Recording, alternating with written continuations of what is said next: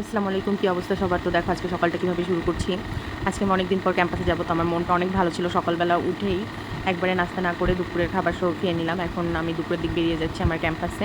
আজকে আমাদের ব্যাচের আর আমার সিনিয়রদের নবীনবরণ আছে, তো এই কারণেই মূলত যাওয়া। দেখো বাসে এত ভিড় ছিল আর আমার যেতে এত টাইম লাগছে, এখানে আসতেই আমার প্রায় 1 ঘন্টা পার হয়ে গেছে। যাই হোক, দেখো ক্যাম্পাসে চলে এসেছি। এখন একটা রিক্সা নিয়ে হলে যাচ্ছি।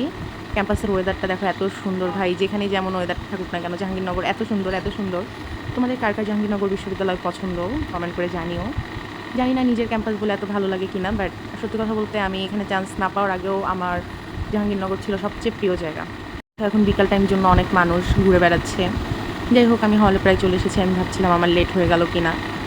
তো দেখো ওয়েদারটাও, আল্লাহ এত সুন্দর ওয়েদার। পরে ব্যাগ ট্যাগ নিয়ে খুব বেশি জামা কাপড় আনি নাই, ভাবছিলাম 3-4 দিন থাকবো, বাট আমার রুমের অবস্থা এত বাজে।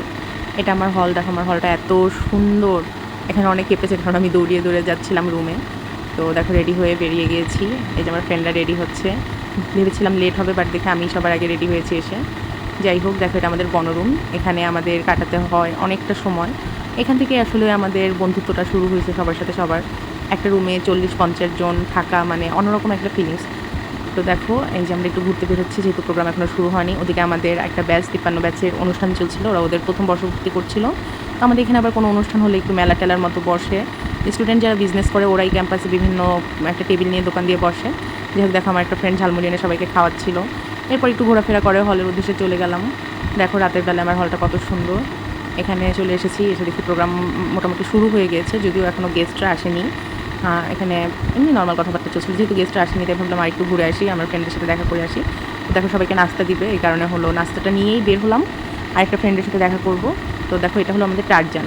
এখানে গিয়ে বসেছি, যে আমার ফ্রেন্ড আছে। এরপর ফ্রেন্ডকে নিয়ে চলে গেলাম আবার অনুষ্ঠানের ওখানে। আমার আরও কয়েকটা ফ্রেন্ড ছিল। এরপর অনুষ্ঠানটা একটু এনজয় করে আবার চলে যাচ্ছি হলে। হলে এসে দেখি অলরেডি গেস্টরা চলে এসেছে, ভিসি স্যার এসেছে, প্রভিসি স্যার এসেছে, প্রক্টর স্যার এসেছে। তো এখানে আমাদের সিনিয়র ব্যাচের আপু কথা বলছিল, যেহেতু ওদেরও আজ বিদায় অনুষ্ঠান, আমাদেরও। তো এখন আমাদের ব্যাচ থেকে বলছে। এরপর আর অনুষ্ঠানে না থেকে খাবার নিতে গেলাম। ভেবেছি কাচ্চি দিবে, বাট আনফর্চুনেটলি কাচ্চি দেয় নাই। তো যাই হোক, দেখো সবাই লিস্ট করা থাকে, 800-900 মানুষ আমাদের হলে, সবাইকে তো খাবার দিবে না।